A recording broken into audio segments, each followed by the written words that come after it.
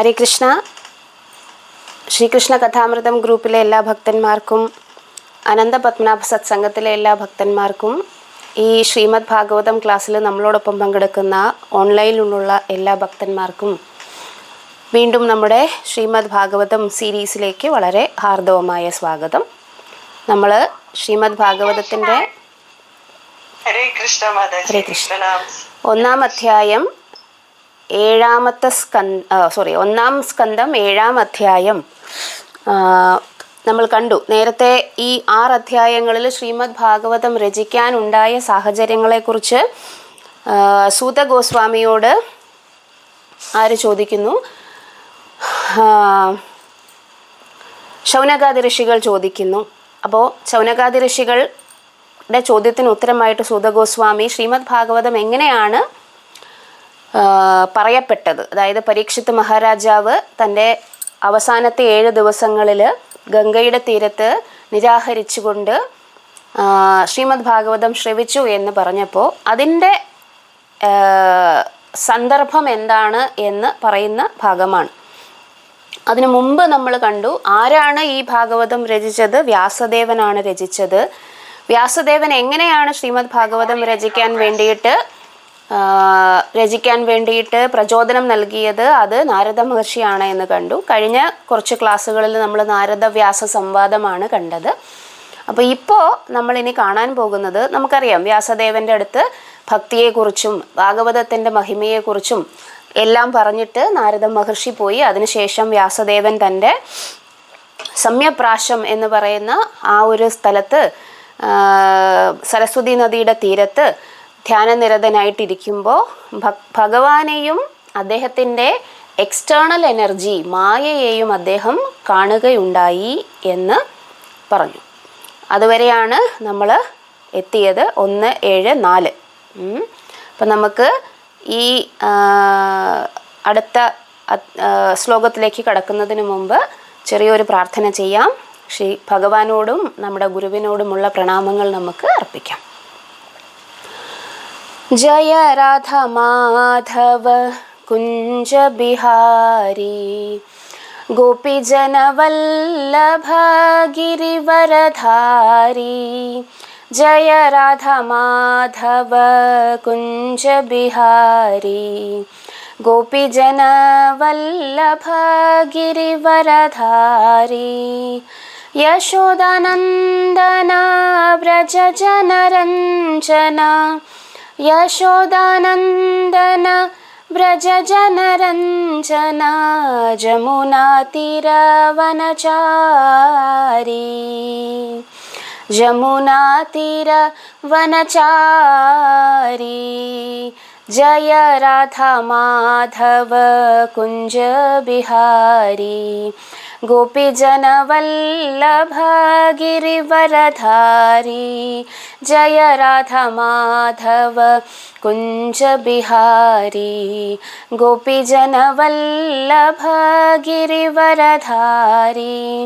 ഹരേ കൃഷ്ണ ഹരേ കൃഷ്ണ കൃഷ്ണ കൃഷ്ണ ഹരേ ഹരേ. ഹരേ രാമ ഹരേ രാമ രാമ രാമ ഹരേ ഹരേ. ജയ കൃഷ്ണ ബലറാം ജയ കൃഷ്ണ ബലറാം കൃഷ്ണ ബലറാം ജയ കൃഷ്ണ ബലറാം. ജയ ഗോരനിതായ് ജയ ഗോരനിതായ് ഗോരനിതായ് ജയ ഗോരനിതായ്. ജയ ജയ പ്രഭുപാദ് പ്രഭുപാദ് പ്രഭുപാദ് ജയ ജയ പ്രഭുപാദ്.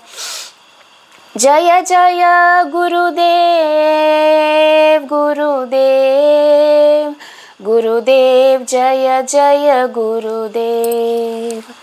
ഓം നമോ ഭഗവതേ വാസുദേവായ. ഓം നമോ ഭഗവതേ വാസുദേവായ. ഓം നമോ ഭഗവതേ വാസുദേവായ. നമ. ഓം വിഷ്ണുപാദായ കൃഷ്ണപ്രേഷ്ഠായ ഭൂതലേ ശ്രീമദേ ഭക്തിവേദാന്ത സ്വാമിന്നിധി നാമിനെ നമസ്തേ സരസ്വതേ ദേവേ ഗൗരവാണി പ്രചാരിണേ നിർവിശേഷ ശൂന്യവാദി പാശ്ചാത്യദേശതാരിണേ ജയ ശ്രീകൃഷ്ണ ചൈതന്യ പ്രഭു നിത്യാനന്ദ ശ്രീ അദ്വൈത ഗദാധര ശ്രീവാസാദി ഗൗരഭക്തവൃന്ദ ഹരേ കൃഷ്ണ കൃഷ്ണ കൃഷ്ണ ഹരേ ഹരേ ഹരേ രാമ രാമ രാമ ഹരേ ഹരേ. ഹരേ കൃഷ്ണ. അപ്പം നമ്മൾ എന്ത് കണ്ടു? വ്യാസദേവൻ തൻ്റെ ആശ്രമത്തിൽ ധ്യാനത്തിലിരിക്കുമ്പോൾ 4ാമത്തെ ശ്ലോകമാണ് നമ്മൾ ലാസ്റ്റ് കണ്ടത്. ഭക്തിയോഗേന മനസ്സി സമ്യക് പ്രണിഹിതേ അമലേ അപശ്യത് പുരുഷം പൂർണ്ണം മായാം ച തത് അപാശ്രയം. എന്ത് കണ്ടു? അദ്ദേഹം തൻ്റെ ധ്യാനത്തിൽ പൂർണ്ണ പുരുഷോത്തമനായ ശ്രീകൃഷ്ണ ഭഗവാനെയും മായാം തത് അപാശ്രയം അദ്ദേഹത്തിൻ്റെ എക്സ്റ്റേണൽ എനർജി അല്ലെങ്കിൽ മഹാമായയെയും കണ്ടു. Which is full under his control എന്ന്. അതായത് നമ്മൾ കഴിഞ്ഞ തവണ മായാവാദത്തെക്കുറിച്ചാണ് പറഞ്ഞത് അല്ലേ? മായാവാദം എന്ന് പറഞ്ഞാൽ എന്താണ്? ഈ മായ ഭഗവാനേക്കാൾ ഉന്നതിയിലാകുന്നതാണ് മായാവാദം എന്ന് പറയുന്നത്. അതായത് നമ്മളെല്ലാവരും ഈശ്വരന്മാരാണ്, ഭഗവാനും ഒരു അതുപോലുള്ള ഈശ്വരനാണ്. ഈ ഭഗവാനും അതെ, നമ്മളും അതെ. പക്ഷെ നമ്മൾ മായയ്ക്ക് അടിമപ്പെട്ടു പോയതുകൊണ്ടാണ് ഞാൻ ഈശ്വരനാണെന്ന് തിരിച്ചറിയാത്തത്. മായ മാറിക്കഴിഞ്ഞിട്ടുണ്ടെങ്കിൽ അല്ലെങ്കിൽ മായയെ കീഴടക്കി കഴിഞ്ഞാൽ നമുക്കും ഈശ്വരനായി മാറാൻ പറ്റും എന്നൊക്കെയാണ് നമ്മൾ കഴിഞ്ഞ തവണ മായാവാദത്തെക്കുറിച്ച് സംസാരിച്ചത്. ഇനി നമുക്ക് അടുത്ത ശ്ലോകത്തിലേക്ക് കടക്കാം. എന്താണ് ഈ മായയുടെ പ്രത്യേകത എന്നാണ് ആരിനി പറയുന്നത്? വ്യാസദേവൻ പറയുന്നത്. യയാ സമ്മോഹിതോ ജീവ ആത്മാനം ത്രിഗുണാത്മകം പരോപി മനുതേനർത്ഥം തത്കൃതം ചാഭിപദ്യത്തെ. യയാ സമ്മോഹിതോ ജീവ ആത്മാനം ത്രിഗുണാത്മകം പരോപി മനുതേനർത്ഥം തത്കൃതം ചാഭിപദ്യത്തെ. യയാ സമ്മോഹിതോ ജീവ ആത്മാനം ത്രിഗുണാത്മകം പരോപി മനുതേനർത്ഥം തത്കൃതം ചാഭിപദ്യത്തെ. എന്താണ് വ്യാസദേവൻ പറയുന്നത് നോക്കാം. നമ്മൾ യയാ ബൈ ഹൂം അല്ലെങ്കിൽ ആരാൽ, ആരുടെ കാര്യമായിരുന്നു നമ്മൾ നേരത്തെ പറഞ്ഞുകൊണ്ടിരുന്നത്? തൊട്ട് മുന്നേ വരെ പറഞ്ഞത് മായയുടെ കാര്യമാണ്. അപ്പോൾ ഇപ്പോഴേ മായയെ എങ്ങനെയാണ് മായ നമ്മളെ ബാധിക്കുന്നത് അല്ലെങ്കിൽ ജീവാത്മാവിനെ ബാധിക്കുന്നത് എന്നാണ് ആര് പറയുന്നത്? വ്യാസദേവൻ പറയുന്നത്. യയാ സമ്മോഹിതോ, മായയുടെ ജോലി എന്താണ്? ഇല്യൂഷൻ അല്ലെങ്കിൽ മോഹവലയത്തിലാക്കുക എന്നതാണ്. ആരെ? ജീവ. യയാ സമ്മോഹിതോ ജീവ, ആരെ? ജീവാത്മാവിനെ. ആത്മാനം ത്രിഗുണ ആത്മകം. എന്താണ് ആത്മാനം എന്ന് പറഞ്ഞാൽ? അപ്പോൾ അവരെന്ത് വിചാരിക്കും? ഈ ജീവാത്മാവ് ത്രിഗുണാത്മകം, അതായത് 3 ഗുണങ്ങൾ, സത്വഗുണം, രജോ ഗുണം, തമോ ഗുണം, ഈ 3 ഗുണങ്ങളിൽപ്പെട്ട് പരോപി മനുതേ അനർത്ഥം, നമ്മൾക്ക് ആവശ്യമില്ലാത്ത കാര്യങ്ങളെക്കുറിച്ച് അല്ലെങ്കിൽ ആവശ്യമില്ലാത്ത കാര്യങ്ങൾ ചെയ്തുകൊണ്ട് എന്ത് ചെയ്യുന്നു? തത്കൃതം ച അഭിപദ്യത്തെ, ഇവിടെ ഇങ്ങനെ ജീവിച്ചുകൊണ്ടേയിരിക്കുന്നു. എവിടെ? ഭൗതിക ലോകത്തിൽ. അപ്പോൾ ഇതാണ് മായയുടെ ജോലി എന്നാണ് ആര് പറയുന്നത്? വ്യാസദേവൻ പറയുന്നത് അല്ലേ? നമ്മളല്ല പറയുന്നത്, വേറെ ആരുമല്ല പറയുന്നത്, ഭഗവാന്റെ ലിറ്റററി ഇൻകാർണേഷനായ വ്യാസദേവനാണ് പറയുന്നത്. എന്താണ്? ഭൗതിക പ്രകൃതിയുടെ ത്രിഗുണങ്ങൾക്ക് അതീന്ദ്രിയമാണെങ്കിൽ തന്നെയും ഈ ബഹിരംഗ ശക്തി നിമിത്തം ജീവസത്തകൾ സ്വയം ഭൗതിക ഉൽപ്പന്നങ്ങളാണെന്ന് ധരിക്കുകയും, അതാണ് ഇല്യൂഷൻ എന്ന് പറയുന്നത്. നമ്മൾ ആരാണ്? തടസ്ഥ ശക്തിയാണ് ഭഗവാന്റെ. അതായത് തീരത്ത് നിൽക്കുന്ന ആൾക്ക് വെള്ളത്തിലും പോകാം കരയിലും പോകാം. അപ്പോൾ ഈ വെള്ളത്തിലേക്ക് പോകുവോ കരയിലേക്ക് പോകുവോ എന്ന് സ്വാതന്ത്ര്യമുള്ളത് കൊണ്ടാണ് തീരത്ത് നിൽക്കുന്ന ആളെന്ന് പറയുന്നത്. അപ്പോൾ ഭഗവാന്റെ എക്സ്റ്റേണൽ എനർജി അതായത് ബഹിരംഗ ശക്തി, ഇൻറ്റേർണൽ എനർജി അതായത് അന്തരംഗ ശക്തി, ഇവിടെ എവിടെ വേണമെങ്കിലും ജീവാത്മാവിന് സ്വാതന്ത്ര്യം കൊണ്ട് പോകാം. അതുകൊണ്ടാണ് തടസ്ഥ ശക്തി എന്ന് ജീവാത്മാവിനെ പറയുന്നത്. ആ ജീവാത്മാവ് ആരാണ്? യഥാർത്ഥത്തിൽ ഭഗവാന്റെ അംശമായതുകൊണ്ട് അതീന്ദ്രിയമാണ്. പിന്നെ അപ്പോൾ നമ്മൾ എന്ത് ചെയ്യും? ഈ എക്സ്റ്റേണൽ എനർജിയിലേക്ക് പോയി കഴിഞ്ഞിട്ടുണ്ടെങ്കിൽ എന്താണ്? ഞാൻ ഈ ഭൗതിക ഉൽപ്പന്നമാണെന്ന് ധരിക്കും. അതാണ് മായ എന്ന് പറയുന്നത്, ഇല്യൂഷൻ എന്ന് പറയുന്നത്.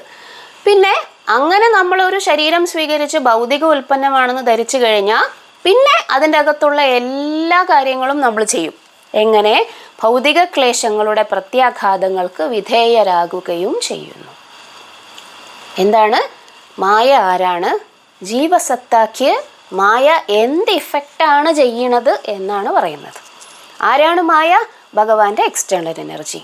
എന്താണ് മായയുടെ ജോലി? ഇല്യൂഷൻ അല്ലെങ്കിൽ മോഹവലയത്തിലാക്കുക. ആരെ? ജീവാത്മാവിനെ. എങ്ങനെ? ഭൗതിക ലോകത്തിൽ ജനിച്ച് ഭൗതിക ലോകത്തിലെ ക്ലേശങ്ങൾ അനുഭവിച്ച് ഞാൻ ഭൗതിക ഉൽപ്പന്നമാണെന്ന് ധരിച്ചുകൊണ്ട് ജീവിക്കുക. എന്തുകൊണ്ട്? അജ്ഞത കൊണ്ട്. എന്താണ് പറയുന്നത്? കൃഷ്ണ സൂര്യ സമ മായാ ഹോയ് അന്ധകാര ജഹാ കൃഷ്ണ തഹാ നഹി മായാരാധിക്കാര. കൃഷ്ണൻ സൂര്യസമനാണ്, മായ അന്ധകാരമാണ്. എവിടെ കൃഷ്ണനുണ്ടോ അവിടെ മായയുടെ ഇൻഫ്ലുവൻസ് വരികയില്ല. പക്ഷെ നമ്മൾ കൃഷ്ണനെ മറന്നിരിക്കുന്നത് കൊണ്ട് അന്ധകാരത്തിൽ തന്നെയാണ്, അല്ലേ? അപ്പോൾ നോക്കൂ, ഭാവാർത്ഥത്തിൽ പ്രഭുപാദ് എഴുതിയിരിക്കണ എന്താണ്? ജീവാത്മാക്കൾ വ്യവസ്ഥാപിതമായി ഭൗതിക ബന്ധങ്ങൾക്ക് അതീന്ദ്രിയരാണ്. ആക്ച്വലി നമ്മൾ ആരാണ്? ഭഗവാന്റെ അംശങ്ങളാണ്. നമ്മൾ സത്ത് ചിത്ത് ആനന്ദ എന്ന് പറയുന്ന സ്വഭാവം ഉള്ള ആൾക്കാർ തന്നെയാണ്. പക്ഷേ അവർ ഭൗതിക ശക്തിയാൽ തടവിലാക്കപ്പെട്ടിരിക്കുന്നു. ആകയാൽ അവർ ഭൗതിക ഉൽപ്പന്നങ്ങളിൽ ഒന്നാണെന്ന് സ്വയം വിചാരിക്കുന്നു. അതാണ് പ്രശ്നം. എന്താണ്? മായയുടെ എഫക്റ്റ് കൊണ്ട് നമ്മൾക്ക് എന്ത് സംഭവിക്കുന്നു? നമ്മൾ ഭൗതിക ലോകത്ത് വന്ന് ജനിച്ച് ഈ ശരീരമാണ് ഞാനെന്നും എന്നോട് ബന്ധപ്പെട്ട ആൾക്കാരെല്ലാം എൻ്റെ സ്വന്തമാണെന്നും ഞാൻ ഇവർക്ക് വേണ്ടിയാണ് ജീവിക്കുന്നതെന്നും അല്ലെങ്കിൽ ഇവരുടെ എല്ലാവരുടെയും നിയന്താവ് ഞാനാണെന്നും ഇതെല്ലാം വിചാരിച്ചു വെച്ച് നമ്മൾ എന്ത് ചെയ്യുന്നു? ജനന മരണ ചക്രങ്ങളിൽപ്പെട്ട് പല ശരീരത്തിലായിട്ട്, എത്ര ശരീരങ്ങൾ? 84 ലക്ഷം ജീവി വിഭാഗങ്ങളിൽ കറങ്ങിക്കൊണ്ടേയിരിക്കുന്നു. ആരുടെ നിയന്ത്രണത്തിൽ? മായ. മായ എങ്ങനെ നിയന്ത്രിക്കുന്നു നമ്മളെ? 3 ഗുണങ്ങൾ, അതായത് സത്വ രജ തമ. അതാണ് ഭഗവത്ഗീതയിൽ ഭഗവാൻ പറയുന്നത്. എന്താണ് പറയുന്നത്? മമ മായ ദുരത്യയ. എന്താണ്? ദൈവീഹിയേഷ ഗുണമയി. അതായത് ഈ 3 ഗുണങ്ങൾ കൊണ്ട് നിങ്ങളെ അല്ലെങ്കിൽ ജീവാത്മാവിനെ മോഹവലയത്തിലാക്കുന്ന മായ എൻ്റെ എനർജിയാണ്. ദൈവീഹിയേഷ ഗുണമയി മമ മായ, എൻ്റെ മായ. ദുരത്യയ, അത് ഭയങ്കര ബുദ്ധിമുട്ടാണ് തരണം ചെയ്യാൻ വേണ്ടിയിട്ട്. അപ്പോൾ മമ മായ ദുരത്യയ മാമേവയെ പ്രപദ്യന്തെ മായാമേതാം തരന്തിതേ. ഒരേ ഒരു കാര്യം ചെയ്താൽ മതി, ഈ മായയ്ക്ക് രക്ഷപ്പെടാൻ പറ്റും. അല്ല, നമുക്ക് രക്ഷപ്പെടാൻ പറ്റും മായയിൽ നിന്നും. എന്താണ്? മാം ഏവയെ പ്രപദ്യന്തെ. എന്താണ് ഭഗവാൻ പറയുന്നത്? എന്നെ ശരണം പ്രാപിച്ചു കഴിഞ്ഞിട്ടുണ്ടെങ്കിൽ നിങ്ങൾക്ക് ഈ മായയിൽ നിന്നും രക്ഷപ്പെടാൻ പറ്റും. ഉദാഹരണത്തിന്, നമുക്കൊരു കൂട്ടുകാരനുണ്ടെന്ന് വിചാരിച്ചോളൂ. ആ കൂട്ടുകാരന് ഭയങ്കര എന്താണ് അതിൻ്റെ പറയുന്ന പേര്? ഒരു വലിയ പട്ടിയുണ്ട്, ഭയങ്കര കടിക്കണ ഒരു പട്ടി. ആ പട്ടി ആരെ കണ്ടാലും കടിക്കാൻ വേണ്ടി നിൽക്കുകയാണ്. പക്ഷെ നമുക്ക് അയാളുടെ വീട്ടിലേക്ക് പോകണം, നമുക്ക് പേടിയാണ് ആ പട്ടീനെ. അങ്ങോട്ട് പോകുന്ന വഴിക്ക് നമ്മൾ ചിന്തിക്കുകയാണ്, ഞാൻ അങ്ങോട്ട് ചെന്ന് ഗേറ്റ് തുറന്ന് അകത്ത് കയറി കഴിഞ്ഞാൽ തന്നെ അവൻ ഓടി വന്ന് എന്നെ കടിക്കുമായിരിക്കും. അപ്പം നമ്മൾ ഗേറ്റിൻ്റെ മുന്നിൽ നിന്നിട്ട് വിളിക്കും, കൂട്ടുകാരൻ്റെ പേര് വിളിക്കും. പേര് വിളിച്ചിട്ട് അപ്പോൾ കൂട്ടുകാരൻ എന്ത് ചെയ്യും? ഈ പട്ടിയോട് പറയും, ടോമി അടങ്ങിയിരിയടാ, അടങ്ങിയിരി, അതെൻ്റെ ഫ്രണ്ടാണെന്ന് പറയും. അപ്പോൾ ടോമി കൂട്ടിൽ പോയി ഇങ്ങനെ പതുങ്ങി ഇരിക്കും. അതാണ് മായ. കൃഷ്ണൻ്റെ മായ ആര് പറഞ്ഞാലേ കേൾക്കുകയുള്ളൂ, കൃഷ്ണൻ പറഞ്ഞാലേ കേൾക്കുകയുള്ളൂ. കൃഷ്ണൻ്റെ ഫ്രണ്ടായി കഴിഞ്ഞിട്ടുണ്ടെങ്കിൽ ആരാണ്? നമ്മൾക്ക് ആ മായനെ അധികരിക്കാൻ പറ്റും. ഇതാണ് വ്യാസദേവൻ നമ്മളോട് ആദ്യം പറഞ്ഞു തരുന്ന ഒരു പാഠം. ഓക്കെ, അപ്പോൾ അടുത്ത പേജിലേക്ക് കിടക്കാം. ഇതൊരു വലിയ പർപ്പട്ടാണ്. അപ്പോൾ നമുക്ക് അടുത്ത ശ്ലോകത്തിലേക്ക് കിടക്കാം. അപ്പോൾ നമുക്ക് ആ ശ്ലോകത്തിൻ്റെ അർത്ഥം മനസ്സിലായി. എന്ത് മനസ്സിലായി? ഈ മായയാണ് ജീവാത്മാക്കളെ മോഹിപ്പിക്കുന്നത്. 3 ഗുണങ്ങൾ കൊണ്ട് അവരെ എന്തു ചെയ്യുന്നു? മായയ്ക്ക് അധീനരാക്കി ഞാൻ ഭൗതിക വസ്തു ആണ് എന്ന് എന്ത് ചെയ്യുന്നു? നമ്മൾ മോഹിക്കുന്നു. അതായത് നമ്മൾ തെറ്റിദ്ധരിക്കുന്നു. അങ്ങനെ നമ്മൾ ജനന മരണ ചക്രത്തിൽ പെട്ടിരിക്കുന്നു. ഓക്കെ, ഇനി അടുത്ത ശ്ലോകം, 6ാമത്തെ ശ്ലോകം. അനർത്ഥോപശമം സാക്ഷാത് ഭക്തിയോഗം അധോക്ഷജേ ലോകസ്യാജാനതോ വിദ്വാംസ് ചക്രേ സാത്വത സംഹിതാം. അനർത്ഥോപശമം സാക്ഷാത് ഭക്തിയോഗം അധോക്ഷജേ ലോകസ്യാജാനതോ വിദ്വാംസ് ചക്രേ സാത്വത സംഹിതാം. അനർത്ഥോപശമം സാക്ഷാത് ഭക്തിയോഗം അധോക്ഷജേ ലോകസ്യാജാനതോ വിദ്വാംസ് ചക്രേ സാത്വത സംഹിതാം. ഇതന്നെ നമ്മൾ മുമ്പേ പറഞ്ഞത്. ഭഗവാന്റെ മായ, ഭഗവാന്റെ ശക്തി കൊണ്ട് മാത്രമേ ഇല്ലാണ്ടാവുകയുള്ളൂ. ജീവാത്മാവ് അതിനെ അധികരിക്കാൻ പറ്റുകയുള്ളൂ. മാമേവയെ പ്രപത്യന്തെ മായാമേതാം തരന്തിത. ഇത് തന്നെയാണ് വ്യാസദേവൻ ഇവിടെ പറയുന്നത്. അനർത്ഥ ഉപശമം, അനർത്ഥങ്ങളെ ശമനം ചെയ്യാൻ എന്താണ് ആകെയുള്ള വഴി? സാക്ഷാത് ഭക്തിയോഗം അധോക്ഷജേ. ആരാണ് അധോക്ഷജൻ? ഭഗവാൻ. ഭഗവാനോടുള്ള ഭക്തിയോഗം മാത്രമാണ് ഈ അനർത്ഥങ്ങളെ ശമിപ്പിക്കാൻ വേണ്ടിയിട്ട് ഒരേ ഒരു വഴി. പക്ഷേ ഒരു പ്രശ്നമുണ്ട്. എന്താണ്? ലോകസ്യ അജാനതോ. അയ്യോ, നമ്മളെല്ലാവരും മോഹവലയത്തിൽ പെട്ടിരിക്കുന്നത് കൊണ്ട് നമ്മൾക്ക് ഇത് മനസ്സിലാക്കാനുള്ള കഴിവില്ലായിരുന്നു. അതുകൊണ്ട് വിദ്വാൻ, ആരാണ് ഈ വിദ്വാൻ? വ്യാസദേവൻ. വിദ്വാൻ ചക്രേ രചിച്ചു. എന്ത് രചിച്ചു? സാത്വത സംഹിത. ആരാണ് സാത്വത?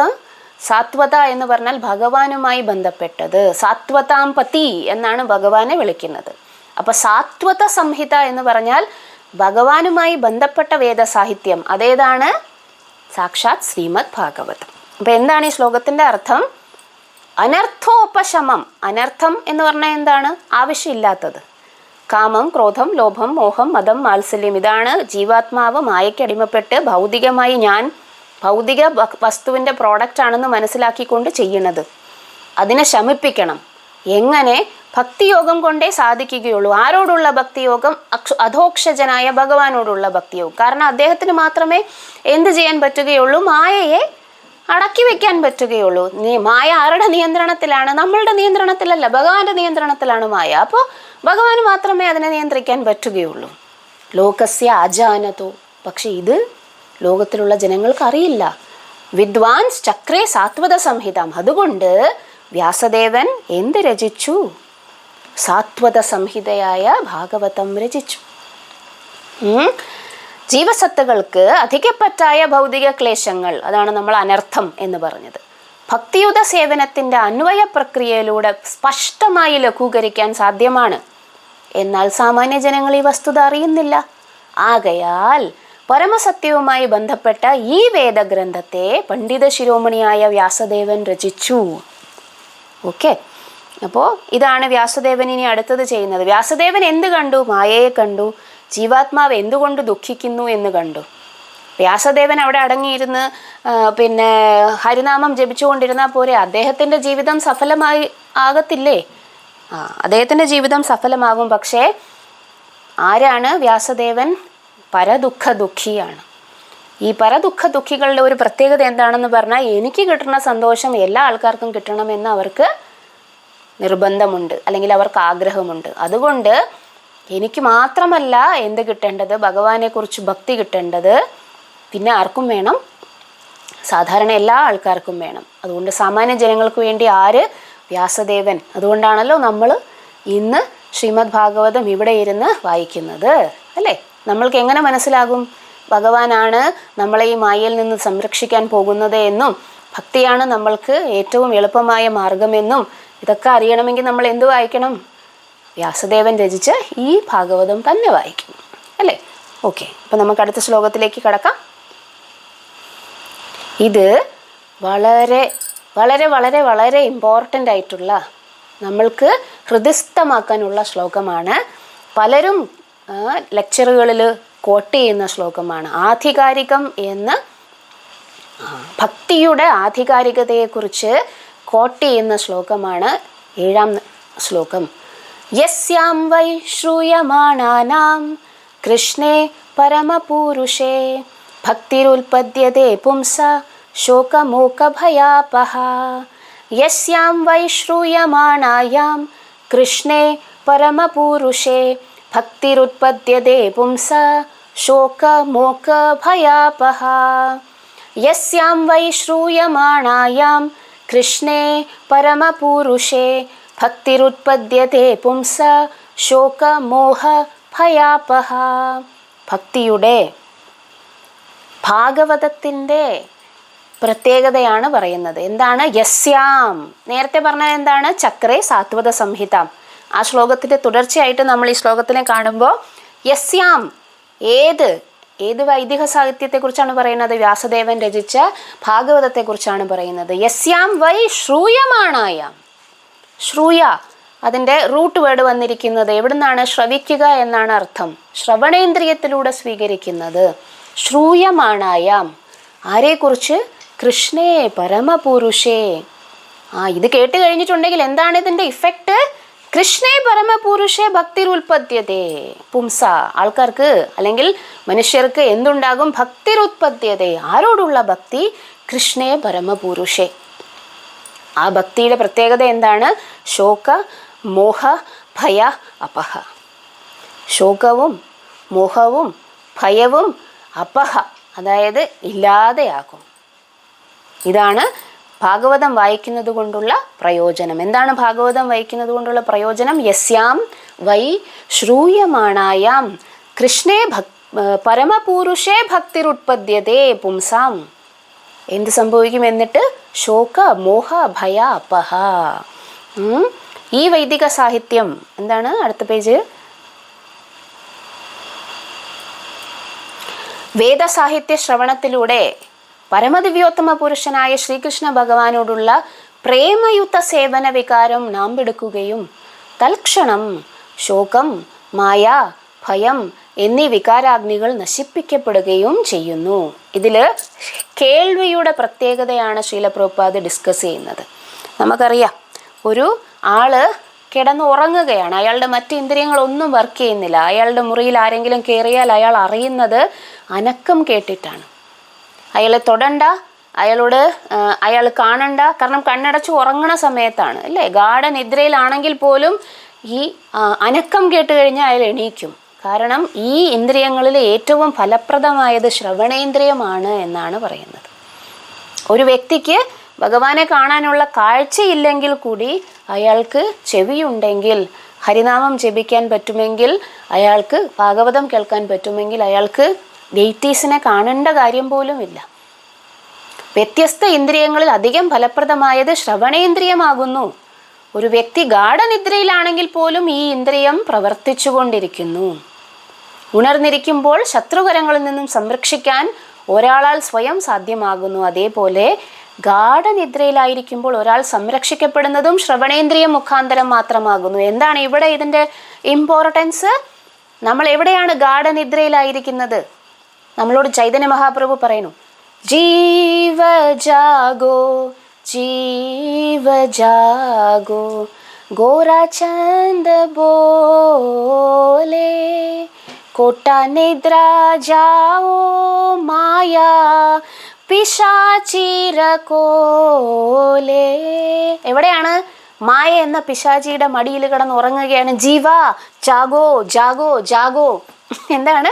ഉണർന്നെഴുന്നേൽക്കൂ. ഉറങ്ങിയിരിക്കുകയാണ്. ആര് പറയുന്നു? ചൈതന്യ മഹാപ്രഭു. ആ ശബ്ദം കേട്ടുകൊണ്ടാണ് നമ്മൾ എണീക്കേണ്ടത്. എവിടെയാണ് നമ്മൾ കിടന്നുറങ്ങണത്? മായയുടെ മടിയിൽ സമാധാനമായിട്ട് കിടന്നുറങ്ങുകയാണ്. നമ്മൾ എന്തോരം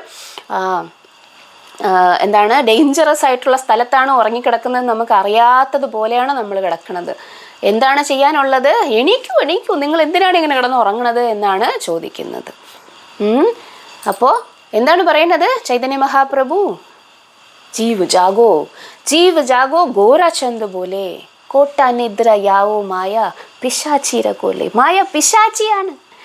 ആ പിശാചിയുടെ മടിയിൽ, കൃഷ്ണൻ ഭൂതനയുടെ മടിയിൽ കിടന്ന് ഉറങ്ങണത് പോലെയാണ് എന്ന് പറയും. എന്താണ് പിശാചിയാണെന്ന് അറിയില്ല. അത്രയ്ക്ക് മനോഹരമായിട്ടുള്ള രൂപത്തിലാണ് ആര് വന്നത്? പൂതന വന്നത്.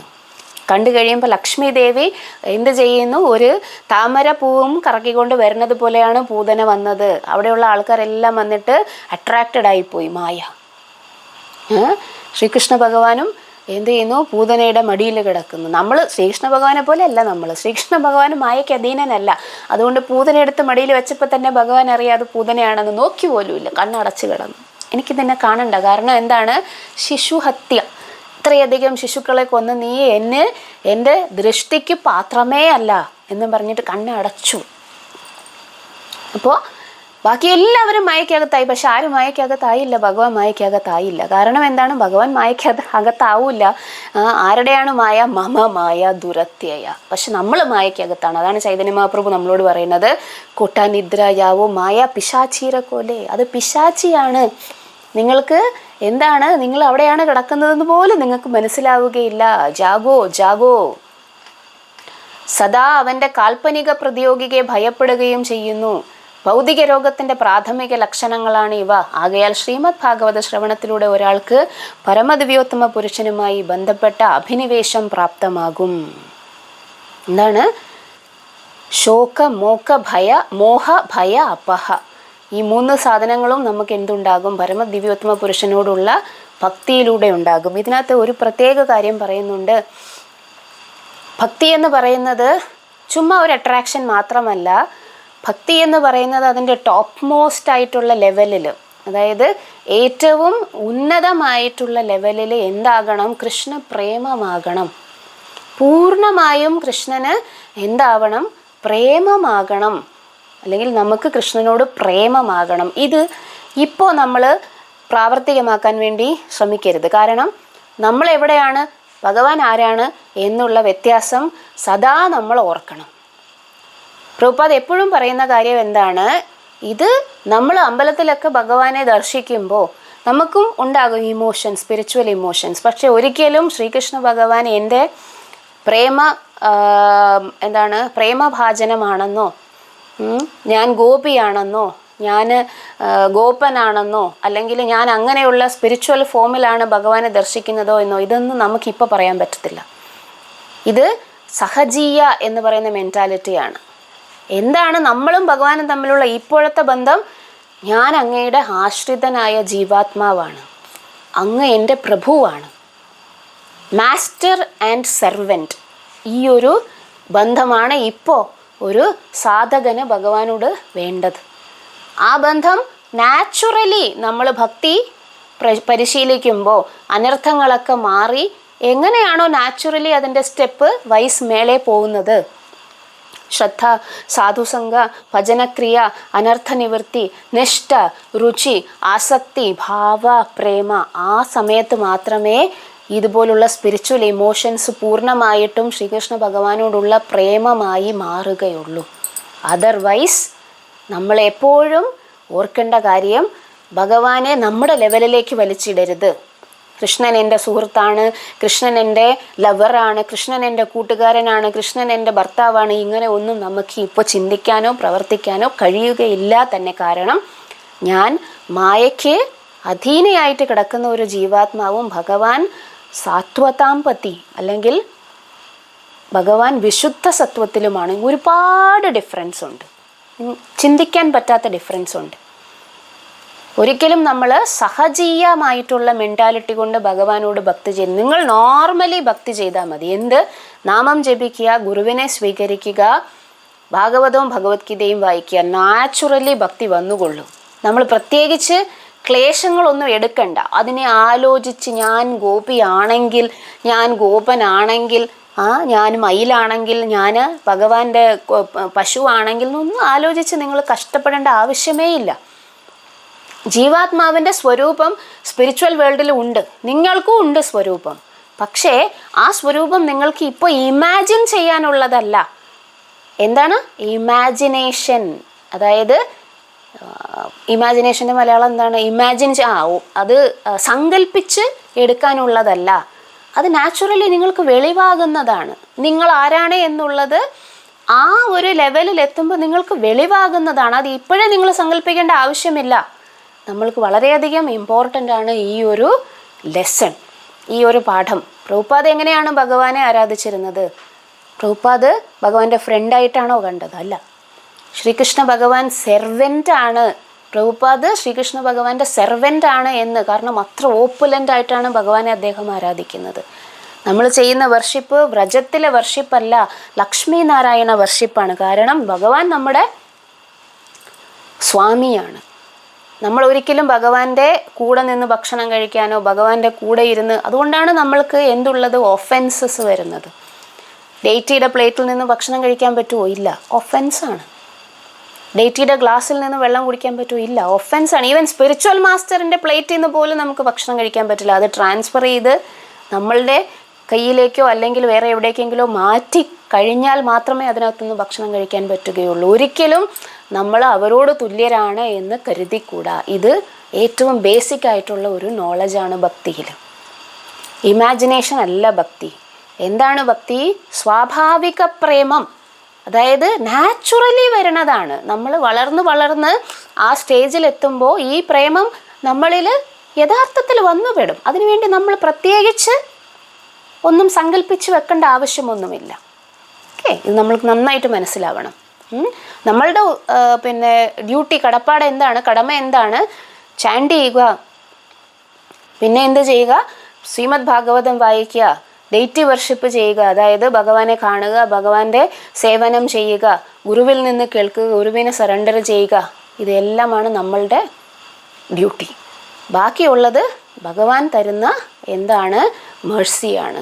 എങ്ങനെയാണ്, എപ്പോഴാണ് നമ്മൾ പരിശുദ്ധ ഭക്തനാകുന്നത് എന്ന് ഈ ജന്മത്തിലോ ഇനി ഒരുപാട് ജന്മത്തിലോ അതൊന്നും നമ്മൾ ചിന്തിക്കേണ്ട ആവശ്യമില്ല. സിൻസിയറായിട്ടുള്ള സോളിന് അല്ലെങ്കിൽ ആത്മാർത്ഥതയുള്ള ഒരു വ്യക്തിക്ക്, ഒരു ജീവാത്മാവിന് ഈ നിമിഷം തന്നെ ചിലപ്പോൾ എന്താകാം? പരിശുദ്ധ ഭക്തനാകാം. അത് നമ്മൾ ഇമാജിൻ ചെയ്തെടുക്കേണ്ട ഒരു കാര്യമേ അല്ല. ഓക്കെ, നമുക്ക് അടുത്ത ശ്ലോകത്തിലേക്ക് കടക്കാം.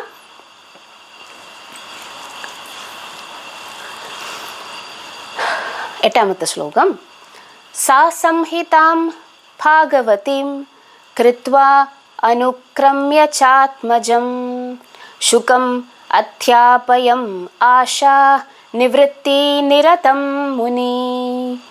സാ സംഹിതാം ഭാഗവതീം ശുകം കൃത്വാനുക്രമ്യ ചാത്മജം ശുകം അധ്യാപയാമാശ നിവൃത്തി നിരതാം മുനി.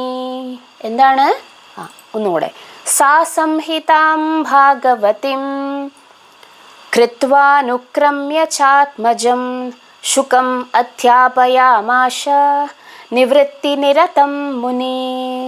ഇനി ഈ ശ്രീമദ് ഭാഗവതം ആര് രചിച്ചു എന്ന് പറഞ്ഞു നമ്മൾ കഴിഞ്ഞ ശ്ലോകത്തിൽ? വ്യാസദേവൻ രചിച്ചു. ചക്രേ സാത്വത സംഹിതം. എന്തിന് രചിച്ചു? യസ്യാം വൈശ്രൂയമാണായാം കൃഷ്ണേ പരമപൂരുഷേ ഭക്തിരുത്പത്യതേ പുംസാം ശോക മോഹ ഭയ അപഹ. ഇതിനു വേണ്ടിയാണ് ആരെന്ത് രചിച്ചത്? വ്യാസദേവൻ ഈ ശ്രീമദ് ഭാഗവതം രചിച്ചത്. ഇനി സാ സംഹിതാം, ആ ശ്രീമദ് ഭാഗവതം കൃത്വ എന്ന് പറഞ്ഞാൽ കഴിഞ്ഞു. അതായത് ശ്രീമദ് ഭാഗവതത്തിൽ നിന്നും ശ്രീമദ് ഭാഗവതം അദ്ദേഹം രചിച്ചു. അനുക്രമ്യ ച ആത്മജം ശുകം. പിന്നെ ആർക്കാണത് പറഞ്ഞു കൊടുത്തത്? അദ്ദേഹം സ്വന്തം ആത്മജനായ ശുകദേവ ഗോസ്വാമി അദ്ദേഹത്തിന് അധ്യാപയാമാശ. എന്താണ്? അദ്ദേഹത്തിനെ പഠിപ്പിച്ചു. നിവൃത്തി നിരതം മുനി. എന്നിട്ട് ആരാണ് ഈ മുനി? വ്യാസദേവൻ. അദ്ദേഹം സെൽഫ് റിയലൈസ്ഡ് ആയിരുന്നു. അദ്ദേഹം ഭാഗവതം രചിച്ചു. അദ്ദേഹം എന്നിട്ടത് എന്ത് ചെയ്തു? തൻ്റെ പുത്രനായ ശുകദേവ ഗോസ്വാമിക്ക് പഠിപ്പിച്ചു കൊടുത്തു. ഈ ശുകദേവ ഗോസ്വാമിയെക്കുറിച്ച് നമ്മൾ നേരത്തെ കേട്ടു അല്ലേ? ജനനാരംഭം മുതൽ ശുകദേവ ഗോസ്വാമി പൂർണ്ണ മുക്താത്മാവായിരുന്നു. അനന്തരം അദ്ദേഹത്തിൻ്റെ പിതാവ് അദ്ദേഹത്തെ ശ്രീമദ് ഭാഗവതം അഭ്യസിപ്പിച്ചു. ലൗകികരായ വിദ്വാൻമാരുടെ മധ്യേ ശ്രീമദ് ഭാഗവത രചനാ കാലഘട്ടത്തെ സംബന്ധിച്ച് വൈചിത്രമായ അഭിപ്രായമുണ്ട് എന്ന് വരികിലും ശ്രീമദ് ഭാഗവത ഗ്രന്ഥത്തിൽ നിന്നും പരീക്ഷിത് മഹാരാജാവിൻ്റെ തിരോധാനത്തിനു മുമ്പും ശ്രീകൃഷ്ണ ഭഗവാന്റെ പ്രയാണത്തിന് ശേഷവും ആണ് ഇത് രചിക്കപ്പെട്ടതെന്ന് നിശ്ചിതമാകുന്നു. എന്താണ് ശ്രീമദ് ഭാഗവതത്തിനെ കുറിച്ച് നേരത്തെ കഴിഞ്ഞ ചാപ്റ്ററുകളിൽ നമ്മൾ കേട്ടു. കൃഷ്ണേ സ്വധാമോപഗതേ ധർമ്മജ്ഞാനാധിഭിः സഹ കലൗ നഷ്ടദൃശാമേഷാം പുരാണാർക്കാധുനോദിതഃ. ശ്രീകൃഷ്ണ ഭഗവാൻ പോയതിനു ശേഷം പരീക്ഷിത് മഹാരാജാവിൻ്റെ തിരോധാനത്തിന് മുമ്പ്, കാരണം അത് ആരാണ് കേട്ടത്? പരീക്ഷിത് മഹാരാജാവാണ് കേട്ടത് അല്ലേ. അപ്പോൾ എന്ത് സംഭവിച്ചു? അപ്പോഴായിരിക്കും ശ്രീമദ് ഭാഗവതം രചിക്കപ്പെട്ടത്. അത് ശുകദേവ ഗോസ്വാമി വ്യാസമുനിയിൽ നിന്നും കേട്ടതും, ആ വ്യാസമുനിയിൽ നിന്നും ഭാഗവതം കേട്ടിട്ട് അവധൂതനായി സഞ്ചരിക്കുമ്പോൾ പരീക്ഷിത് മഹാരാജാവ് ഗംഗയുടെ തീരത്ത് തൻ്റെ ആ ഒരു 7 ദിവസത്തെ അവസാന ദിവസങ്ങൾ എണ്ണി കഴിയുന്ന സമയത്ത് അവിടെ ചെന്ന് പരീക്ഷിത് മഹാരാജാവ് ചോദിക്കുന്നു, അല്ലയോ മഹർഷി, എനിക്ക് ഈ അവസാന സമയത്ത് എന്താണ് ഈ ജീവിത ലക്ഷ്യം കൈവരിക്കാൻ വേണ്ടിയിട്ട് ചെയ്യേണ്ടത് എന്ന് ചോദിക്കുമ്പോൾ ഭഗവാനെ കുറിച്ച് കേൾക്കുക എന്ന് പറഞ്ഞിട്ട് അദ്ദേഹം ഇത് പറഞ്ഞു കൊടുക്കുന്നത്. So the great sage Vyasadeva, after compiling Srimad Bhagavatam and revising it, taught it to his own son Shukadeva Goswami, who was already engaged in self-realization. എന്താണ്? ഉത്തമ ഋഷി വ്യാസദേവൻ ശ്രീമദ് ഭാഗവതം രചിക്കുകയും പുനഃപരിശോധിച്ച് അതിൻ്റെ ന്യൂനതകൾ തീർത്ത ശേഷം അദ്ദേഹത്തിൻ്റെ പുത്രനും നേരത്തെ തന്നെ പ്രതിജ്ഞാബദ്ധനായ ആത്മസാക്ഷാത്കാരത്തിൽ നിയുക്തനുമായ ശ്രീ ശുകദേവ ഗോസ്വാമിയെ അഭ്യസിപ്പിക്കുകയും ചെയ്തു. ഓക്കെ, അടുത്ത ശ്ലോകത്തിലേക്ക് പോകാം. ഇതാണ് ആരാണ് രചിച്ചത്, ആരാണ് പിന്നെ അത് പഠിച്ചത്, ഇതൊക്കെ ആരോട് ചോദിച്ചിരുന്നു? ശൗനക ഋഷിയോട്, സൂത ഗോസ്വാമിയോട് ശൗനക ഋഷി ചോദിച്ചിരുന്നില്ലേ? അതിൻ്റെ ഉത്തരമാണ്. ഇനി അടുത്തത്, ഇപ്പോൾ ഇത് കേട്ടുകൊണ്ടിരിക്കുമ്പോൾ ശൗനക ഋഷി ഒരു ചോദ്യം ചോദിക്കുന്നു. എന്താണ് ചോദിക്കുന്നത്? നേരത്തെ പറഞ്ഞല്ലോ, എന്ത് പറഞ്ഞു? കഴിഞ്ഞ ശ്ലോകത്തിൽ എന്താണ് പറഞ്ഞത്? ശുകദേവ ഗോസ്വാമി ഓൾറെഡി സെൽഫ് റിയലൈസ്ഡ് ആയിരുന്നു. അപ്പോൾ ശൗനക ഋഷി ചിന്തിച്ചു, ഓൾറെഡി സെൽഫ് റിയലൈസ്ഡ് ആണെങ്കിൽ പിന്നെ എന്തിനാണ് ശുകദേവ ഗോസ്വാമി ഇത് കേൾക്കുന്നത്? എന്തായിരുന്നു ശുകദേവ ഗോസ്വാമിയുടെ ആവശ്യം? ശുകദേവ ഗോസ്വാമി അമ്മയുടെ ഗർഭത്തിൽ ഇരുന്ന് കഴിയുമ്പോഴേക്കും പുറത്തിറങ്ങി വരാൻ മടിച്ചു. കാരണം പുറത്തിറങ്ങുമ്പോഴേക്കും മായ ബാധിക്കും എന്ന് വിചാരിച്ചിട്ട്. അപ്പം ഭഗവാൻ തന്നെ സ്വയം പറഞ്ഞു, ഇല്ല, നീ ആത്മാരാമനായിരിക്കും, അതുകൊണ്ട് നീ പുറത്തിറങ്ങി വരൂ എന്ന് പറഞ്ഞു. അദ്ദേഹം പുറത്തിറങ്ങി വന്നു.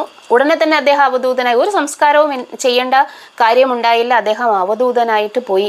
പക്ഷെ വ്യാസദേവൻ പിന്നാലെ പോയി അദ്ദേഹത്തെ എന്ത് ചെയ്തു? വിളിച്ചുകൊണ്ട് വന്നു. എന്നിട്ട് ഭാഗവതം പഠിപ്പിച്ചു കൊടുത്തു, അഭ്യസിപ്പിച്ചു കൊടുത്തു.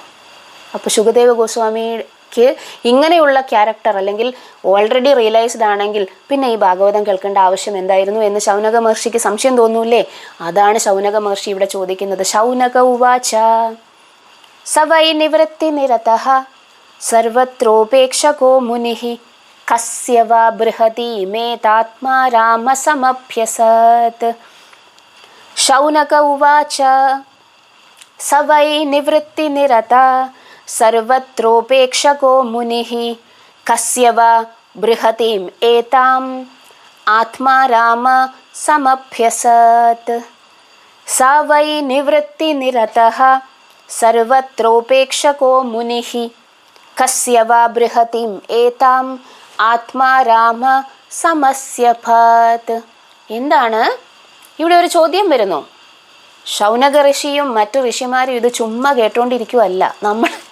നമ്മൾ കേട്ടോണ്ടിരിക്കുന്ന സാധനത്തിനകത്ത് നമുക്ക് ചോദ്യം വരണമെന്നുണ്ടെങ്കിൽ അവർ കേൾക്കണ സാധനം എന്താക്കണം? മനസ്സിലാക്കണം. മനസ്സിലാക്കി ചിന്തിച്ചാൽ മാത്രമേ എന്ത് സംഭവിക്കുകയുള്ളൂ? നമുക്ക് ക്വസ്റ്റ്യൻസ് വരുള്ളൂ.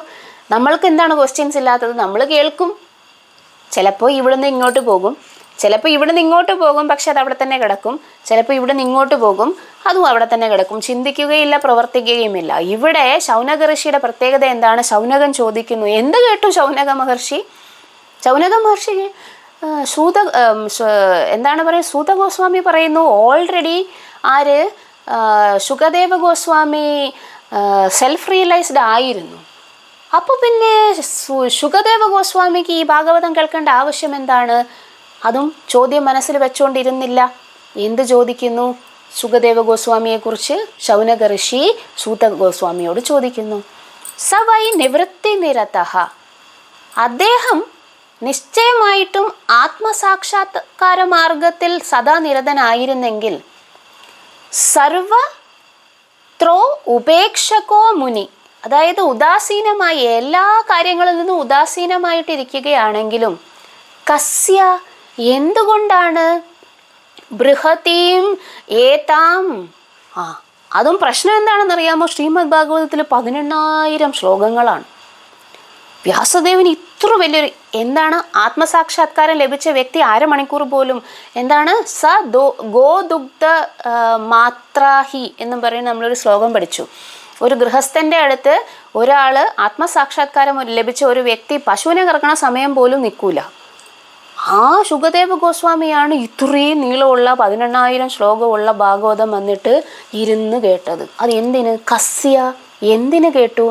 അതും സാധാരണമല്ല. ബൃഹതീം ഏതാം. ആത്മാരാമനാണെങ്കിൽ, സ്വയം സംപ്രീതനാകുന്ന ഒരുവനാണെങ്കിൽ എന്തിനാണ് ഇത്തരം കഷ്ടപ്പെട്ട് പഠിക്കുന്നത്? സമഭ്യസത്, അധ്യയനത്തിന് വിധേയനാകുന്നത് എന്തുകൊണ്ടാണ്? ശ്രീ ശൗനകൻ സൂതഗോസ്വാമിയോട് ഇപ്രകാരം ആരാഞ്ഞു. ശ്രീ ശുകദേവ ഗോസ്വാമി മുമ്പ് തന്നെ ആത്മസാക്ഷാത്കാര മാർഗത്തിലായിരുന്നതിനാൽ അദ്ദേഹം ആത്മാവിനാൽ സംപ്രീതനായി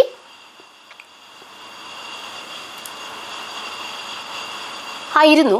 എന്നിട്ടും എന്തുകൊണ്ട് അദ്ദേഹം അവിധമുള്ള അതിബൃഹത്തായ സാഹിത്യം അഭ്യസിക്കുന്ന ആയാസകരമായ അനുഭവത്തെ സ്വീകരിച്ചു? ഒന്ന്, അത് എന്തിനു ചെയ്തു? രണ്ട്, ഇത്രയും സമയമെടുത്ത് എന്തിനു ചെയ്തു? കാരണം അദ്ദേഹത്തിന് ജനിച്ചപ്പോൾ മുതലേ അദ്ദേഹം ആത്മസാക്ഷാത്കാരം ലഭിച്ച വ്യക്തിയായിരുന്നെങ്കിൽ പിന്നെ ഇതിൻ്റെ വല്ല ആവശ്യമുണ്ടോ? എന്തിനാണിത് കേട്ടത് എന്നാണ് ചോദിക്കുന്നത്. അതായത് നമ്മൾ അടുത്ത ശ്ലോകത്തിലേക്ക് കടക്കുകയാണ്. എന്താണ് സൂതഗോസ്വാമി ഇതിന് പറയുന്ന മറുപടി? ഈ ശ്ലോകം ഇതും വളരെയധികം പ്രചുര പ്രചാരം നേടിയ ശ്ലോകമാണ്. ചോദ്യം നിങ്ങൾക്ക് മനസ്സിലായല്ലോ. എന്തിനാണ് ആത്മാരാമനായിട്ടുള്ള ആ മഹർഷി എന്ത് ചെയ്യുന്നത്? അതായത് ശുകദേവ ഗോസ്വാമിയുടെ കാര്യമാണ് പറയുന്നത്. മഹർഷിയുടെ മകൻ, അതായത് വ്യാസദേവൻ്റെ പുത്രൻ, അദ്ദേഹം ആത്മാരാമനായെങ്കിലും വീണ്ടും ഇത്രയും കഷ്ടപ്പെട്ട് ഈ സാഹിത്യം ഇരുന്ന് കേട്ട് 18,000 ശ്ലോകം പഠിച്ച് എന്തിനാണ് ഇത്ര പ്രശ്നം അല്ലെങ്കിൽ ഇത്ര ആയാസകരമായിട്ടുള്ള അനുഭവത്തെ സ്വീകരിച്ചത്? നോക്കാം നമുക്ക് എന്തിനാണ് എന്ന്. 10ാമത്തെ ശ്ലോകം വളരെ മനോഹരമായിട്ടുള്ള ശ്ലോകം, എല്ലാവരും കോട്ട് ചെയ്യുന്ന ശ്ലോകം, ഹൃദിസ്ഥമാക്കാൻ പറ്റുന്ന. ഇന്ന് നമ്മൾ 2 ശ്ലോകം പഠിച്ചു. ഒന്ന്, യസ്യാം വൈശ്രൂയമാണായാം കൃഷ്ണേ പരമപുരുഷേ ഭക്തിരുത്പദ്യതേ പുംസാം ശോക മോഹ ഭയാപഹ. ഇനി നിങ്ങൾ കാണാൻ പോകുന്ന ശ്ലോകവും ഇതേപോലെ തന്നെയാണ്. എന്താണ്? വളരെ മനോഹരമായിട്ടുള്ള 10ാമത്തെ ശ്ലോകം. ആത്മാരാമശ്ച മുനയോ സൂത ഉവാച ആത്മാരാമശ്ച മുനയോ നിർഗ്രന്ഥ അപ്യുരുക്രമേ കുർവന്ത്യഹൈതു കിം ഭക്തിം ഇത്തം ഭൂതഗുണോ ഹരിഃ. ആത്മാരാമശ്ച മുനയോ നിർഗ്രന്ഥ അപ്യുരുക്രമേ കുർവന്ത്യഹൈതു കിം ഭക്തിം ഇത്തം ഭൂതഗുണോ ഹരിഃ. ആത്മാരാമശ്ച മുനയോ നിർഗ്രന്ഥ അപ്യുരുക്രമേ കുർവന്ത്യഹൈതു കിം ഭക്തിം ഇത്തം ഭൂതഗുണോ ഹരി. വെറുതെ അല്ല ശുകദേവ ഗോസ്വാമി ഇത് കേട്ടത്, അല്ലയോ ശൗനക ഋഷിയെ കേൾക്കൂ. എന്താണ് ഇതിൻ്റെ പ്രത്യേകത? ആത്മാരാമശ്ച മുനയോ, മുനിമാരെല്ലാം ആത്മാരാമനായിരുന്നെങ്കിലും ആത്മാരാമനാണെങ്കിലും നിർഗ്രന്ഥ അപി ഉരുക്രമേ. എന്താണ് നിർഗ്രന്ഥ? നിർഗ്രന്ഥ എന്ന് പറഞ്ഞാൽ എല്ലാ തരം ബന്ധനങ്ങളിൽ നിന്നും മുക്തനാണെങ്കിലും സർവവിധ വ്യത്യസ്ത ആത്മാരാമന്മാരും ആത്മാരാമശ്ച മുനയു, പ്രത്യേകിച്ചും ആത്മസാക്ഷാത്കാര പാതയിൽ അടിയുറച്ചവർ എല്ലാവിധ ഭൗതിക ബന്ധനങ്ങളിൽ നിന്നും സ്വതന്ത്രരാക്കപ്പെട്ടുവെങ്കിൽ നിർഗ്രന്ഥ. ഈ 2 വാക്കുകളാണ് അവിടെ പറഞ്ഞിരിക്കുന്നത്. എങ്കിലും എന്താണ്? അപി എങ്കിലും ഉരുക്രമേ. ആരാണ് ഉരുക്രമ? ഭഗവാൻ. ഉരുക്രമെന്ന് ഭഗവാൻ വാമനദേവനെയാണ് വിളിക്കുന്നത്. എന്താണ്? വളരെ അത്ഭുതകരമായിട്ടുള്ള പ്രവൃത്തി ചെയ്തിട്ടുള്ളവൻ, ത്രിവിക്രമൻ, ഉരുക്രമൻ എന്ന് പറയുന്നത് ആരെയാണ്? നമ്മുടെ വാമനദേവനെ, അതായത് പരമദിവ്യോത്തമ പുരുഷൻ ഭഗവാനെ തന്നെയാണ് പറയുന്നത്. ആ ഉരുക്രമൻ്റെ കുർവന്തി അഹൈതു കിം ഭക്തിം, ഭക്തി അവരും അഭിലഷിക്കുന്നു. ആര്? ഈ ആത്മാരാമന്മാരും. കാരണം എന്താണ്? ഇത്തം ഭൂതഗുണോ ഹരിഹി. ഇതാണ് ഹരിയുടെ പ്രത്യേകത. സർവ ആകർഷകനായ കൃഷ്ണന്റെ പ്രത്യേകത ഇതാണ്. മനസ്സിലായോ നിങ്ങൾക്ക്? എന്താണ് ആത്മാരാമശ്ച? മുനയോ. സർവവിധ വ്യത്യസ്ത ആത്മാരാമന്മാരും പ്രത്യേകിച്ചും ആത്മസാക്ഷാത്കാര പാതയിൽ അടിയുറച്ചവർ എല്ലാവിധ ഭൗതിക ബന്ധനങ്ങളിൽ നിന്നും സ്വതന്ത്രരാക്കപ്പെട്ടു എങ്കിൽ തന്നെയും നിർഗ്രന്ഥ അപി ഉരുക്രമേ കുർവന്തി അഹൈതുകിം ഭക്തിം. പരമദിവ്യോത്തമ പുരുഷനായുള്ള ശുദ്ധഭക്തിയുടെ സേവന സമർപ്പണത്തിന് അഭിലഷിക്കുന്നു. കാരണം എന്താണ്? ഇത്തം ഭൂതഗുണോ ഹരിഹി. ഭഗവാൻ അതീന്ദ്രിയ ഗുണങ്ങൾക്ക് ഉടമസ്ഥനാകയാൽ അദ്ദേഹത്തിന് മുക്താത്മാക്കളെ ഉൾപ്പെടെ സർവരെയും ആകർഷിക്കാൻ സാധ്യമാണെന്ന് ഇത് അർത്ഥമാക്കുന്നു. ഈ ശ്ലോകത്തിന് ചൈതന്യ മഹാപ്രഭു ഒരുപാട് എക്സ്പ്ലനേഷൻസ്, ഒരു 64 ടൈപ്പ് എക്സ്പ്ലനേഷൻസ് കൊടുത്തിട്ടുണ്ട്. ഇതിലെ ഓരോ സെൻറ്റൻസ് വാക്കുകൾക്കും വന്നിട്ട് ചൈതന്യ മഹാപ്രഭു എക്സ്പ്ലനേഷൻസ് കൊടുത്തിട്ടുണ്ട്. അപ്പോൾ ഈ ഒരു ശ്ലോകം നമുക്ക് പക്ഷെ അത്രയും ഡിസ്കസ് ചെയ്യാനുള്ള ഒരു സമയമോ സന്ദർഭമോ നമുക്കില്ല. ഇത് വലിയൊരു പർപ്പോർട്ടാണ്. നിങ്ങൾക്ക് എന്താണ് മനസ്സിലായത്? ഭഗവാന്റെ പ്രത്യേകത എന്താണ്? ഇത്തം ഭൂതഗുണോ ഹരിഹി. വിസ്മയാവഹമായ ഗുണങ്ങളാണ് ഹരിയുടേത്. എങ്ങനെ? ആത്മാരാമശ്ച മുനിയോ, ആത്മാരാമന്മാരാണെങ്കിലും നിർഗ്രന്ഥ എല്ലാത്തരം ബന്ധങ്ങളിൽ നിന്നും സ്വതന്ത്രനാണെങ്കിൽ കൂടിയും കുർവന്തി അഹൈതുകിം ഭക്തിം. ആരോട്? ഉരുക്രമേ. കാരണം എന്താണ്? ആ ഉരുക്രമൻ ആരാണ്? ഭൂതഗുണ സർവം ഇത്തം ഭൂതഗുണോ ഹരിഹി. ഇത് വളരെ മനോഹരമായിട്ടുള്ള ശ്ലോകമാണ്. ഹരി അല്ലെങ്കിൽ എല്ലാവരെയും ആകർഷിക്കുന്ന കൃഷ്ണൻ ഇങ്ങനെയാണ്. കാരണം എന്താണ്?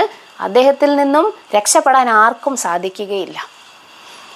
ഒരു തവണ ഭഗവാനോട് സ്നേഹം അല്ലെങ്കിൽ താല്പര്യം തോന്നിക്കഴിഞ്ഞിട്ടുണ്ടെങ്കിൽ എന്തൊക്കെ ആത്മാരാമൻ ആരെങ്കിൽ കൂടി എന്താണ് ഭക്തി എന്ന് പറയുന്നത് അത്രയ്ക്ക് അട്രാക്റ്റീവാണ്. നമുക്ക് മനസ്സിലാകുന്നുണ്ടല്ലേ? ഒരു തവണ നമ്മൾ ഭഗവാനെ വിളിച്ചു കഴിഞ്ഞാൽ, ഭഗവാനോട് അഭ്യർത്ഥിച്ചു കഴിഞ്ഞാൽ, ഭക്തി തരണമെന്ന് അഭ്യർത്ഥിച്ചു കഴിഞ്ഞാൽ എന്തു വേണമെങ്കിലും ഭഗവാൻ തരും. സ്വയം വന്ന് നമ്മൾക്ക് അധീനനായി നിൽക്കുകയും ചെയ്യും. യശോദാമാത ചെയ്തതുപോലെ. എന്താണ്? യശോദാമാത വന്നിട്ട് ഭഗവാനെ എന്ത് ചെയ്തിരിക്കുന്നു? ബന്ധിച്ചിരിക്കുന്നു. എന്തുകൊണ്ട്? ഭക്തി കൊണ്ടാണ് ബന്ധിച്ചിരിക്കുന്നത്. വേറെ ഏത് ദൈവമാണ് ഇങ്ങനെ ഒരു ഭക്തന് എന്ത് ചെയ്യുക? അടിയറവ് വയ്ക്കുക. ഭഗവാൻ പറയുകയാണ്, ഞാൻ എല്ലാവർക്കും വേണമെങ്കിൽ മോക്ഷമോ അതൊക്കെ കൊടുക്കാം, പക്ഷെ ഭക്തി ഞാൻ ആർക്കും കൊടുക്കുകയില്ല. അത്രയ്ക്ക് എളുപ്പത്തിൽ കൊടുക്കൂല. കാരണം എന്താണ്? ഞാൻ അവർക്ക് ഭക്തി കൊടുത്തു കഴിഞ്ഞിട്ടുണ്ടെങ്കിൽ ഞാൻ അവരുടെ അധീനതയിലായി മാറും. യശോദാമാതാവും ശ്രീമതി രാധാറാണിയും ഗോപന്മാരും നന്ദബാബ പറയും, കൃഷ്ണ എൻ്റെ ചെരുപ്പ് അവിടെ ഇരിപ്പുണ്ട്, അത് എടുത്തിട്ട് വരൂ. ഭഗവാൻ വളരെ കഷ്ടപ്പെട്ട് ആ മെതിയടി എടുത്ത് പൊക്കി തലയിൽ വെച്ചുകൊണ്ട് നടക്കും. കൃഷ്ണ അത് ചെയ്യൂ, ഇത് ചെയ്യൂ എന്ന് പറഞ്ഞ് ഡാൻസ് കളിക്കൂ. എന്താണ് നമ്മൾ മറ്റേ പാട്ട് കേട്ടിട്ടുണ്ട്, നൃത്തമാടൂ കൃഷ്ണ, നടനമാടൂ കണ്ണ എന്ന് പറഞ്ഞിട്ട് പാട്ട് കേട്ടിട്ടുണ്ട്. യഥാർത്ഥത്തിൽ ഗോപിമാർ പറയുന്നതാണ്, നീ ഈ ഒരു ചെറിയ ഗ്ലാസിൻ്റെ അകത്ത് മോരും വെള്ളം കാണിച്ചിട്ട് പറയും, ചാച്ച് ഇത് കാണിച്ചിട്ട് പറയും, നീ ഒന്ന് ഡാൻസ് കളിക്കാമെങ്കിൽ ഇത് ഞാൻ നിനക്ക് തരാം. ഗോപിമാർ പറയും. ഭഗവാൻ അവിടെ നിന്ന് ഡാൻസ് കളിക്കും. എന്നിട്ട് ഗോപിമാർ കൊടുക്കുമോ? ഇല്ല. വീണ്ടും കളിക്കാമെങ്കിൽ തരാം എന്ന് പറയും. എത്ര വേണമെങ്കിലും ഭഗവാൻ കളിക്കും. കാരണം എന്താണ്? എല്ലാവരെയും എന്ത് ചെയ്യുകയാണ്? ഭഗവാൻ തൻ്റെ മായയുടെ, ഭഗവാന് അങ്ങനത്തെ ആവശ്യമില്ല, പക്ഷേ ഈവൻ ഭഗവാന്റെ എക്സ്റ്റേണൽ എനർജിയായ മായ തൻ്റെ ചൊൽപ്പടിക്ക് നിർത്തുകയാണ് എല്ലാ ജീവാത്മാക്കളെയും. ആ ജീവാത്മാവ് പരിശുദ്ധ ഭക്തിയുത സേവനത്തിൽ ഏർപ്പെട്ട് ശുദ്ധഭക്തനായി കഴിഞ്ഞിട്ടുണ്ടെങ്കിൽ ഈ ഭഗവാൻ വന്നിട്ട് അയാളുടെ ചൊൽപ്പടിക്ക് നിർക്കും. ഭഗവാന് ഒരിക്കൽ ശ്രീകൃഷ്ണ ഭഗവാനും ഫ്രണ്ട്സും കൂടെ കളിച്ചുകൊണ്ടിരിക്കുകയായിരുന്നു. ശ്രീകൃഷ്ണ ഭഗവാനാണെങ്കിൽ എന്താണ് ഗുസ്തി മത്സരം നടത്തിക്കൊണ്ടിരിക്കുകയാണ്. ശ്രീദാമ, സുദാമ, പിന്നെ ആരാണ് സ്തോക കൃഷ്ണ, അർജുൻ സഖ, ഇങ്ങനെ ഒരുപാട് ഫ്രണ്ട്സുണ്ട് ഭഗവാന്. ശ്രീദാമ ശ്രീമതി രാധാറാണിയുടെ സഹോദരനാണ്. ഒരുപാട് മധുമംഗള, സ്തോക കൃഷ്ണ, ഇങ്ങനെ ഒരുപാട് ഫ്രണ്ട്സുണ്ട്. എല്ലാം ഒരു ദിവസം കളിച്ചുകൊണ്ടിരിക്കുകയാണ്. കളിക്കുന്ന സമയത്ത് അവർ റെസ്ലിംഗ് മാച്ചിന് നിയമം വെച്ചു. ആരാണോ താഴെ വീഴുന്നത് അവർ തോൽക്കും. ആ താഴെ വീഴുന്ന ആൾക്കാരെ എന്ത് ചെയ്യണം? ജയിച്ച ആൾക്കാരെ പുറത്ത് എടുത്തുകൊണ്ട് പോകണം എന്നൊക്കെ നിയമം വെച്ചു. ഭഗവാൻ വന്നിട്ട് ഇതിനിടയ്ക്ക് എന്തോ കശപിശ ഉണ്ടായി. ഈ കളിക്കുന്നതിൻ്റെ ഇടയ്ക്ക് ഭഗവാൻ പറയുകയാണ്, ഞാൻ ഭാവിയിലെ രാജാവാണ് വ്രജത്തിൻ്റെ. അതുകൊണ്ട് എപ്പോഴും ജയിക്കേണ്ടത് ഞാനാണ്. അപ്പോൾ ഈ പിള്ളേർ ചോദിച്ചാൽ അത് എവിടുത്തെ നിയമമാണ്? എവിടുത്തെ നിയമമാണ്? നീയാണ് ഈ ഭാവിയിലെ രാജാവെന്ന് പറയുന്നത്. നിൻ്റെ അച്ഛൻ നന്ദമഹാരാജാവിന് 9 ലക്ഷം പശുക്കളേ ഉള്ളൂ, എൻ്റെ അച്ഛന് 11 ലക്ഷം പശുക്കളുണ്ട്. അതുകൊണ്ട് ഞാനാണ് വലുത്. അതുകൊണ്ട് തോറ്റവൻ തോറ്റത് തന്നെ എന്ന് പറയും. അങ്ങനെയാണ് ഞാൻ നിങ്ങളൂടെ കളിക്കണില്ല എന്നും പറഞ്ഞ് ഭഗവാൻ നേരെ പോയി എവിടെ പോയിരിക്കും? ഒരു മരത്തിൻ്റെ കീഴെ പോയിരിക്കും. എന്നിട്ട് അവിടെ നിന്ന് നോക്കും. അപ്പോൾ നോക്കണേ, ഈ ഫ്രണ്ട്സ് എന്താണ് ചെയ്യുന്നതെന്ന്. അവർ ചിരിയും കളിയും അതും ഇതും ഒക്കെയാണ്. അപ്പോൾ ഈ കൃഷ്ണൻ അവിടെ നിന്ന് ഇതെല്ലാം കാണുമ്പോഴേക്കും ചിന്തിക്കുകയാണ്, എന്താണ് എന്നെ കൂടാതെ അവരെന്തോരമാണ് ആഹ്ലാദിക്കുന്നത്, ഞാൻ എന്തിനാണ് ഇവിടെ വന്നത്? ഭഗവാൻ ചിന്തിക്കുകയാണ്, ആ അനന്തശയനം കളഞ്ഞിട്ട് എന്താണ് ഞാൻ ഇവിടെ വന്നത് ഇവരുടെ കൂടെ കളിക്കാൻ വേണ്ടിയിട്ടാണ്, എന്നിട്ട് എന്നെ കൂട്ടാതെ ഇവന്മാർ കളിക്കണോ എന്ന് വിചാരിച്ചിട്ട് ഭഗവാൻ വീണ്ടും അവിടെ പോകും. എന്നിട്ട് ചോദിക്കും, എന്നെ കൂട്ടുവോ എന്ന് ചോദിക്കും. അപ്പോൾ ഫ്രണ്ട്സ് പറയും, നീ കഴുതയാണെന്ന് സമ്മതിച്ചു കഴിഞ്ഞിട്ടുണ്ടെങ്കിൽ, അതായത് നീ തോറ്റു എന്ന് സമ്മതിച്ചു കഴിഞ്ഞിട്ടുണ്ടെങ്കിൽ നിന്നെ ഞാൻ കൂട്ടാം. പറ്റൂല എന്ന് ഭഗവാൻ പറഞ്ഞു. എങ്കിൽ പിന്നെ വേണ്ട, നീ ഞങ്ങളോട് കളിക്കണ്ട എന്ന് പറയും. ആരെയാണ് നിയന്ത്രണത്തിൽ വെച്ചിരിക്കുന്നത്? ആ ഭഗവാനെ വന്നിട്ട് ഈ കുട്ടികൾ സ്വന്തം നിയന്ത്രണത്തിൽ വെച്ചിരിക്കുന്നു. എന്താണ് കൃതപുണ്യപുഞ്ച. അവർ വെറും കുട്ടികളല്ല. ആരാണത്? കൃതപുണ്യപുഞ്ച. എത്ര പുണ്യം ചെയ്ത ആത്മാക്കളായിരിക്കും. നമ്മൾ ദശമസ്കന്ധത്തിൽ കാണും, ഇതെല്ലാം നമ്മൾ കാണും. ഒരു സാധാരണ ഒരു കുട്ടി എങ്ങനെയാണോ തൻ്റെ സുഹൃത്തുക്കളോടൊപ്പം, ഭഗവാൻ വന്നിട്ട് ഈ കുട്ടികൾക്കൊന്നും ഒരു ആശങ്കയുമില്ല, എവിടെ വേണമെങ്കിലും പോകും. വായു തുറന്നിരിക്കുകയാണ് അഘാസുരൻ, നേരെ അതിൻ്റെ വായിലേക്ക് കയറി. പുറകോട്ട് നോക്കിയപ്പോഴേക്കും ഭഗവാൻ അവിടെ നിന്ന് നോക്കുന്നു. ഭഗവാന്റെ മുഖം കണ്ടപ്പോഴേക്കും എന്ത് വന്നാലും ഇവൻ നമ്മളെ രക്ഷിച്ചോളും. അതായത് ഭഗവാന് സാളഗ്രാമശില നന്ദമഹാരാജാവ് വീട്ടിൽ വെച്ച് വർഷിപ്പ് ചെയ്യുന്നത് കൊണ്ട് ഇടയ്ക്കിടയ്ക്ക് ഈ കൃഷ്ണന് സാളഗ്രാമശിലയിൽ നിന്നും വന്നിട്ട് വിഷ്ണുവിൻ്റെ എനർജി കിട്ടും എന്നൊക്കെയാണ് പറച്ചിൽ. അതുകൊണ്ട് അഥവാ ഇത് പാമ്പാണെങ്കിലും ശരി, കുഴപ്പമൊന്നുമില്ല, നമുക്ക് അകത്ത് കയറി നോക്കാം. ഇത് വലിയൊരു കേവാണ്, ഗുഹയാണെന്നും പറഞ്ഞാണ് ഇവർ അകത്തേക്ക് കയറുന്നത്. അപ്പോൾ ഈ ഗുഹ അഥവാ പാമ്പാണെങ്കിൽ കൂടി കുഴപ്പമില്ല, കൃഷ്ണനല്ലേ. അതുകൊണ്ട് അവർ കൈയടിച്ച് അതിൻ്റെ അകത്തേക്ക് വളരെ സന്തോഷത്തോടു കൂടി പോകുക. ആരാണ് അവിടെ ആങ്സൈറ്റിയോടുകൂടി നിന്നത്? ഭഗവാൻ. ഈ കുട്ടികളെല്ലാം കൂടി ഈ അഘാസുരൻ്റെ വായിലേക്ക് പോണത് കണ്ടിട്ട് നോക്കി, ആരാണ് ആങ്സൈറ്റിയോടുകൂടി നിന്നത്? ഭഗവാനാണ്. ഇവിടെ ആരെയാണ് നിയന്ത്രിക്കുന്നത്? അതുകൊണ്ടാണ് ഇവിടെ ശുകദേവ ഗോസ്വാമി പറയുന്നത്, ഇത്തം ഭൂതഗുണോ ഹരിഹി. ഭഗവാൻ അതീന്ദ്രിയ ഗുണങ്ങൾക്ക് ഉടമസ്ഥനാകിയാൽ അദ്ദേഹത്തിന് മുക്താത്മാക്കളെ ഉൾപ്പെടെ സർവരെയും ആകർഷിക്കാൻ സാധ്യമാണെന്ന് അർത്ഥമാക്കുന്നു എന്ന് പറയുന്നത്. വളരെ മനോഹരമായിട്ടുള്ള ഈ ശ്ലോകം. നമ്മൾ ഇന്ന് ഈ ക്ലാസ്സിൽ 2 ശ്ലോകങ്ങൾ പഠിച്ചു. ഒന്ന്, യസ്യാം വൈശ്രൂയമാണായാം, ശ്രീമദ് ഭാഗവതം കേൾക്കുന്നത് കൊണ്ടുള്ള ഗുണം എന്താണ് എന്ന് നിങ്ങളോട് ആരെങ്കിലും ചോദിച്ചു കഴിഞ്ഞാൽ ആ ശ്ലോകമാണ്. ഏത് ശ്ലോകം? 7ാമത്തെ ശ്ലോകം, 1-7-7 കുറിച്ചു വെക്കുക. കാരണം ഇത് ഹൃദിസ്ഥമാക്കാൻ വേണ്ടിയിട്ടുള്ളതാണ്. ഇനി അടുത്തത്, എന്തുകൊണ്ടാണ് സൂത ഗോസ്വാമി പറഞ്ഞത്, ശുകദേവ ഗോസ്വാമി പോലും ഇത് കേൾക്കുന്നത്, ഭാഗവതം കേൾക്കുന്നത് എന്തുകൊണ്ടാണ്? ശുകദേവ ഗോസ്വാമി ഓൾറെഡി ലിബറേറ്റഡ് ആണ്. അങ്ങനെയുള്ളവരെന്തിനാണ് കേൾക്കുന്നത്? അതാണ് ഈ ശ്ലോകം, 10ാമത്തെ ശ്ലോകം. ആത്മാരാമശ്ച മുനയോ നിർഗ്രന്ഥ അപ്പി ഉരുക്രമേ കുർവന്തി അഹൈതു കിം ഭക്തിം ഇത്തം ഭൂതഗുണോ ഹരിഹി. അപ്പോൾ നമ്മുടെ ഇന്നത്തെ ക്ലാസ് ഈ ഒരു ശ്ലോകം, വളരെ മനോഹരമായ 2 ശ്ലോകങ്ങൾ കൊണ്ട് നമുക്ക് അവസാനിപ്പിക്കാം. അടുത്ത ആഴ്ച ഇതിൻ്റെ ബാക്കി എന്താണ് അത്ഭുതചരിതമായിട്ടുള്ള ഹരിയുടെ അത്ഭുത ചരിതങ്ങൾ എങ്ങനെയാണ് എന്ന് ശുകദേവ ഗോസ്വാമി പറയുന്നത്, സൂത ഗോസ്വാമി പറയുന്നത്, എന്താണ് ഭാഗവതത്തിൻ്റെ സന്ദർഭം, പരീക്ഷിത്ത് മഹാരാജാവിന് എന്ത് സംഭവിച്ചു, എങ്ങനെയാണ് പരീക്ഷിത്ത് മഹാരാജാവിന് ആ പേര് കിട്ടിയത്, ഇതെല്ലാമാണ് ഈ ചാപ്റ്ററിൽ ഡിസ്കസ് ചെയ്യുന്നത്. നമുക്ക് അടുത്ത ക്ലാസ്സിൽ ഇതിൻ്റെ ബാക്കി കേൾക്കാം. ശനിയാഴ്ച നമ്മൾ റെഗുലർ രാമായണം ക്ലാസ് ഉണ്ടായിരിക്കും. അതിലും എല്ലാവരും പങ്കെടുക്കണമെന്ന് അഭ്യർത്ഥിക്കുന്നു. ഹരേ കൃഷ്ണ.